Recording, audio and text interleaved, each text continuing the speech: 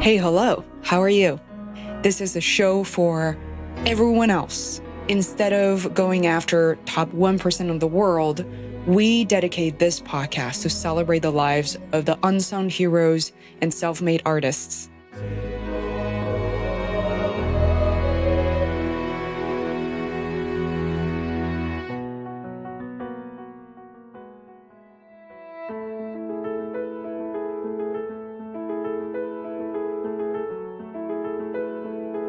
Hey, it's Faye, and you're listening to the Feisworld podcast.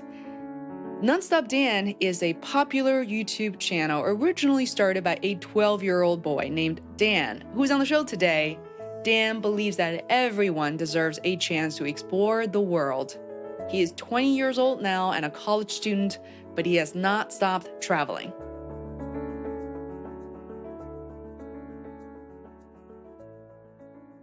We love interviewing people from the LGBTQ community, and we've had the chance to do so much of that. But to be quite honest, some of that is intentional, some of that isn't, because so many people from LGBTQ are doing amazingly interesting things. It doesn't even come up sometimes, right? So do you feel like that really changes your channel, change who you are? I mean, how does it impact you at a creative level? Wow. So being from Sweden, firstly, I'm very fortunate that I live in such a liberal society. There's not really that much stigma toward LGBT people, although it's not so common to see. Most people are quite accepting if they ever meet someone who's gay or trans. So I guess, unfortunately, that I do feel I should be as open as possible in my videos, but I don't feel as much of a responsibility to be an ambassador for the LGBT community or try to change people's minds. And ultimately, I think the best way to change people's minds is just by being yourself. And in my videos, that's also something I don't make a big deal out of it. I'll just sometimes mention my boyfriend, or I'll on my Instagram stories, I'll put up like, oh, I went to this pride parade. It's just one part of my personality. It's not a huge deal. I'm not trying to be the gay aviation influencer or something like that. That's just a small part of what makes me up as a person. Yeah, I find that to be fascinating for a couple of reasons, because there are a lot of personas on social media and it's very easy to do and it's very tempting and people do it with good intentions. So what was that decision process like as a creator to put a label for yourself and make it really easy to target and sell to certain people versus, hey, I want to be a little more generalist and, have a little more creative freedom? Yeah. So to me, I'm on YouTube because I love planes. I'm not on YouTube because I want to show myself off or because I want to do tags and those types of videos. I just love travel. I love flying. And that passion can fuel me through whatever. And that has also helped me persevere, just because even if times are hard on YouTube or something like that, I still love planes and I still am going to fly as much as I can. So why not share it? So to me, it's just logical that my videos should always be about my love for travel and aviation. For example, I think it's very interesting what's happening in the beauty guru community. Sometimes I am intrigued to watch them because many reviewers they'll be reviewing a makeup product, but the video, that's not really the intrigue of the video. People don't watch it because they want to see specifically if this product is good, something like that. They're interested in the person, but the creator that's making the video is making it because they're interested in makeup. So that's kind of the same thing that I'm trying to do now, that I make my videos because I'm interested in planes and that's who I am. And that's always going to be in the center of my videos. But I don't mind. Actually, I'd love if people who maybe aren't so interested in aviation, just like I might not be super interested in beauty and stuff, watch my videos just because they enjoy it. They enjoy my personality, or they enjoy the whole atmosphere that I create. And just as time goes by, I'm getting more and more DMs from people who are saying it. Those are the ones that make me most happy. They say, I don't even care about planes. I don't fly so often. I just find your videos so entertaining. And that feels so rewarding to me, because then I'm like, okay, I can introduce all these people to my passion. I can share my passion with them and introduce them to something maybe they didn't know about or they weren't so interested in before, and reach so many more people that way. Yeah. Just like the Patreon website, where you wonder, it confused a lot of people, especially I guess the older generation, of why would anybody pay $1, $5, $10 a month to support you?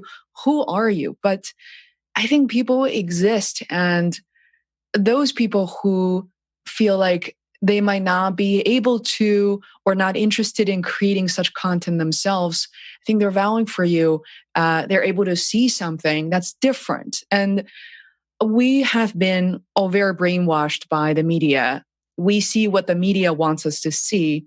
But I think YouTube and such channels give people the freedom to choose what they want. And I am just as guilty. I notice that I'm very into YouTube beauty videos, and I'm actually pretty tomboy. And growing up, I'm not very, not all corners tucked in. But I was thinking, wow, this is fascinating. And I love watching videos of Asian women putting on makeup because it's drastically different. And there's so many successful ones.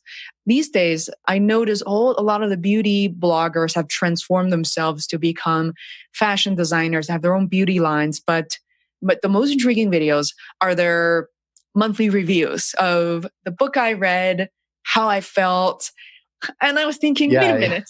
And I always just say, I think I'm so lucky to be young in this day and age. And uh, anyone who's under, 40 or so and understands how to use YouTube, we're just so lucky that we have we have several platforms. YouTube is just one of them, where people can just be themselves. They can do whatever they want to do, and not only learn so much, but just create and do things that they love. Because I can't even imagine, like, sometimes I wonder, if I'd been growing up in like the 60s, what would I be doing right now? I'm just so fortunate that I have a way to share my love for aviation that I wouldn't really have had a way to do that back then. And it gives me so much joy to be able to do that, regardless of how many people I'm reaching. Just the ability to have an excuse to do work with your hobby and spend time on it's just such a blessing. Yeah, you will be doing something if you were born and raised in the 60s. You'd probably be on Find TV a way. reviewing, products, creating something new. But I realize that we love some of these meta questions because helping people imagine how they could think about certain things and think about them differently really helps, rather than providing them with straight up answers. But with that said, I stumbled upon your blog 6 months ago when I was trying very hard to buy business class tickets for my mom to travel between the US and China. And she has, sciatica and pains in her legs. So if somebody were to get started thinking about traveling, and young, maybe one credit card that their parents gave them, how do they even get started thinking about this? So the first thing and the biggest problem that I always notice is mentality. So many people, even most of my family members, think that they can't travel. If they do, they go on one vacation a year to like 10 for a week, and that's it. And they say they want to travel, but there's some kind of block. I don't know what it is, but people just don't realize that if you just book a trip, things will work out. You'll find a way to do it. And if you commit to going to X number of places in a year, or just not postponing things that you wanted to do for so long, then you'll find ways to do it. So once you accept that I can travel, even if I have just 1 or 2 weeks of vacation a year, You can go on weekends. I literally flew back and forth to Singapore in 3 days one time from San Francisco just because I wanted to see my friend. Of course, that's completely over the top, and I don't recommend traveling 15 time zones for a weekend trip. But that just shows that it's completely possible to do those things. You don't have to get exhausted. And once you get this feeling of freedom and not being tied down to your commitments, and you realize that actually I can be a bit flexible, that's the first step to starting to travel more and maybe being more spontaneous with your travel patterns. But then the second thing is also to realize that you don't have to be stuck in the back of the bus, and you don't have to pay like $1,000 or $800 round trip to Europe in economy. You could almost get business class if you look out for the good deals round trip to Europe for $1,000. So what you want to do, what I always do is if I'm interested in going somewhere, I'll start searching flights as soon as I get the idea to go there, just so I get a general sense of what does it cost to fly here? What is average? What do the routings look like? And then usually, even if I'm planning to go there in 3 or 6 or 9 or even 12 months, that gives me a good base to later compare what I find. So I would never just go search a flight and book it, because I have no idea if I'm completely overpaying. And sometimes when you do this, you might miss a great deal because then you realize, oops, the price is only going up and up. But most of the time, it gives you such a good base for comparison. And also, if you really have a bit of extra time, I always use Google Flights to search my trips. And what I do is I put in as many different airports as I can. So even if I might want to go to Thailand, I'll put all of Southeast Asia, maybe even Japan and China, to see if it's much, much cheaper to fly there. If I can find a better deal, it might be worth it to have a slightly more inconvenient trip. Maybe book your ticket to Shanghai and then book a separate ticket to Bangkok, something like that. So just having it in as wide a range of comparisons to make as possible gives you a good idea of what is a reasonable price to pay for a ticket. But then once you start to realize that, okay, I can travel very affordably in economy. Like many times you can fly for $400 round trip from the US to anywhere in the world in economy, as long as you maybe don't book your tickets in May for a trip in July when everyone else is trying to travel. Maybe you need to plan ahead in that case, or go during less busy times of year. But then when we reach the next level, okay, so now we realize that we can travel economy without a problem. How can we travel in business and first class at almost the same price? That's when credit cards are really, really valuable. And I have no affiliation with the credit card companies. I don't work with them. I myself started out reading points blogs. There are a ton out there. I recommend 1 Mile at a Time if you're interested in getting into this a bit more. I just started learning about, okay, what are the best credit cards? How can I build a good strategy of applying while not harming my credit in the long term? Because I don't want to be 19 and bankrupt or in a ton of credit card debt and things like that. So you want to start out slow and just maybe get, okay, let's assume you already have an established credit score through one credit card. Maybe do some research and apply for just one travel card that has maybe a sign-up bonus of 30 to 50,000 points. And that's a good start. You can work on achieving the minimum spend, which will get you the big sign-up bonus. And you have to get that sign-up bonus. Don't slack on the minimum spend. You really have to spend this money, because if you waste the big bonus, then it's not really worth it, because you can earn some points through spend, but the big chunk that will get you a long way toward traveling in business or first class is the huge bonuses that you get when you sign up for a credit card. Hey, it's Faye, and you're listening to the Feisworld podcast. Nonstop Dan is a popular YouTube channel originally started by a 12-year-old boy named Dan, who's on the show today. Dan believes that everyone deserves a chance to explore the world. He is 20 years old now and a college student, but he has not stopped traveling. I started looking into credit cards. What are some of the best travel credit cards? And caveat by saying, like, of course, they change over time, right? But for as of right now, summer 2018. Okay, so right now, I like American Express, but I don't think they have the most rewarding cards. So for me, Chase and Citibank have the best cards. If you're willing to pay a high annual fee of $500 per year, the Chase Sapphire Reserve is the single best credit card that exists, I think.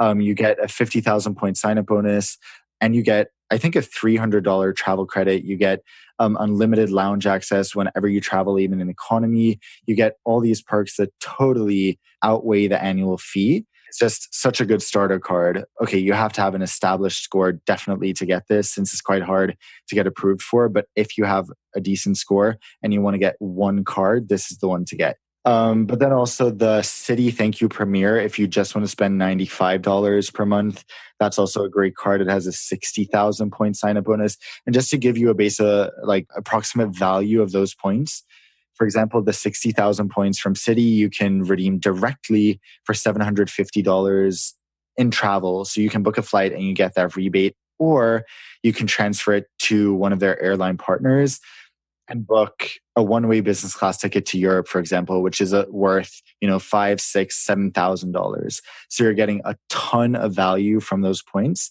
So, if you manage to earn about 120 or 130,000 points, that's enough to go almost anywhere in the world in business class. So what I do, I apply for a new credit card about every third month. You don't want to do this if you're just about to buy a house, but otherwise it's not so bad. Until you get maybe 20 credit cards, at that point, you might want to start to kind of polish your collection and make sure you're not hoarding a bunch of unnecessary expensive cards. But it doesn't hurt your credit too much to apply for a new card, at least 3 times a year. And then you're getting over 100,000 points per year many times, which is enough for a whole lot of travel. Wow, this is so much information to unpack, but you said it so clearly because you've been doing it for years.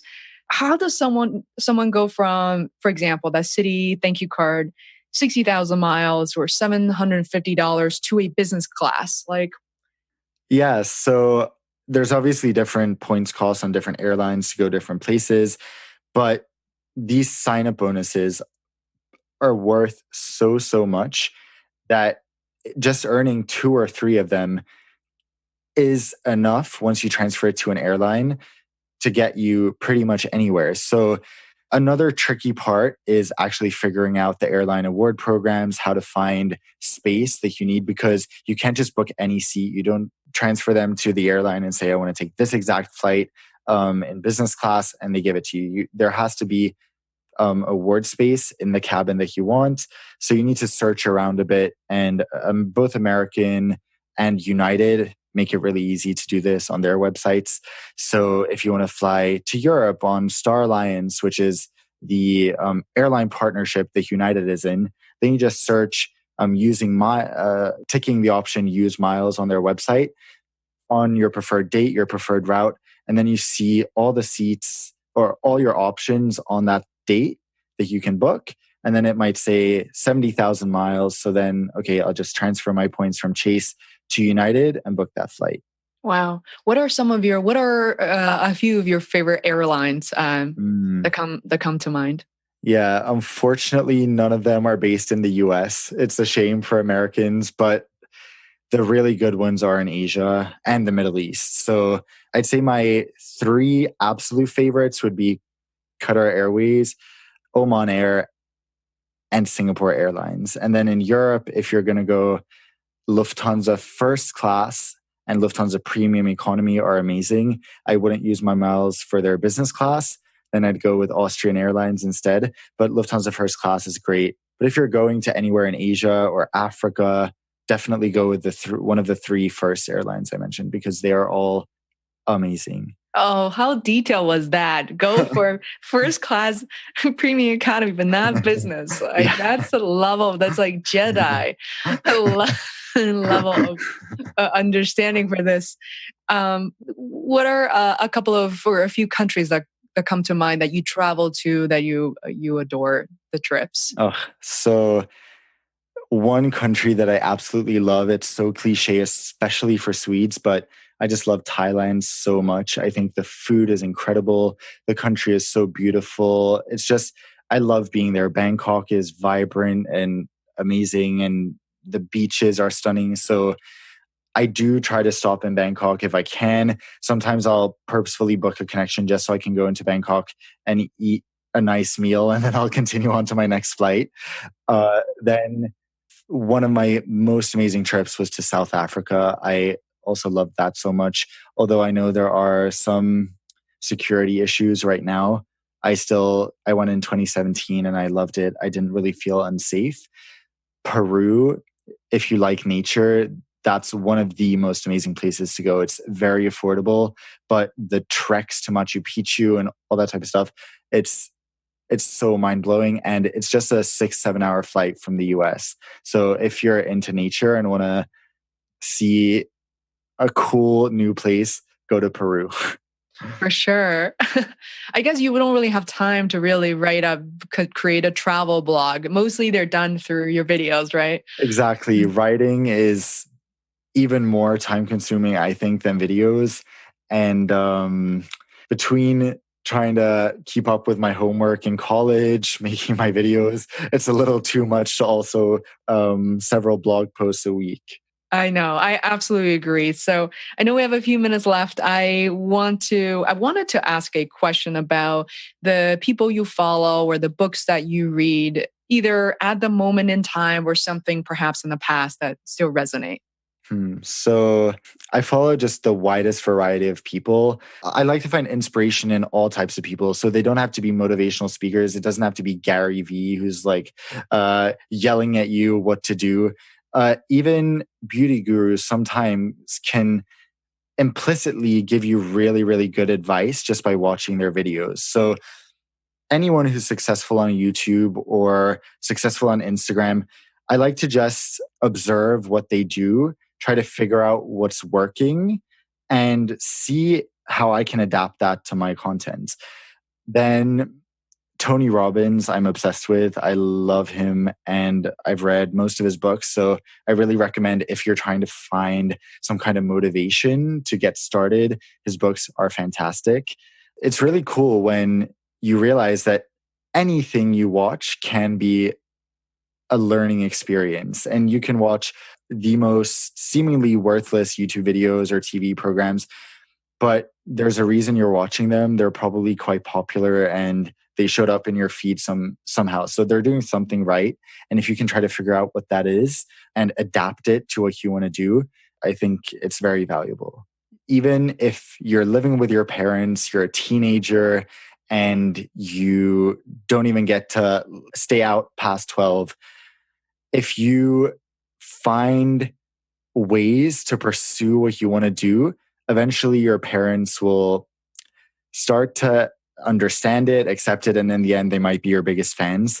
So just even if you're young, don't let your age stop you, and don't postpone things until you're older, until you're ready or you're more prepared. You can start today, even if you're 10, whatever it is. If you have a passion that you've identified and that you enjoy spending time with, that's such a blessing to start with, because so many people don't even know what they're passionate about. So use that passion and try to express it and do something creative with it, because it's even more rewarding than the passion in itself. Yeah. Wow. The creating process. I love that. How positive, and it's beautifully said. So Dan, if people want to follow you and find you, where can they go to do that? So the main place to go would be YouTube. My name is Nonstop Dan. I'm also on Twitter, Instagram, and Facebook, where you can find me at the Nonstop Dan. And I also have a podcast that I launched just recently, talking about my travel experiences. You can find it on the iTunes podcast app or SoundCloud, and that is called the Nonstop Dan Travel Diaries. Oh, I love it because I listened to a couple of episodes yesterday. So touching how you're opening yourself up to the world. Dan, what a lovely way to connect with you. It was so unexpected. And thank you for making the time. Thank you so much for having me. I'm honored that I get to be on your podcast, and it was, so much fun to spend this time with you.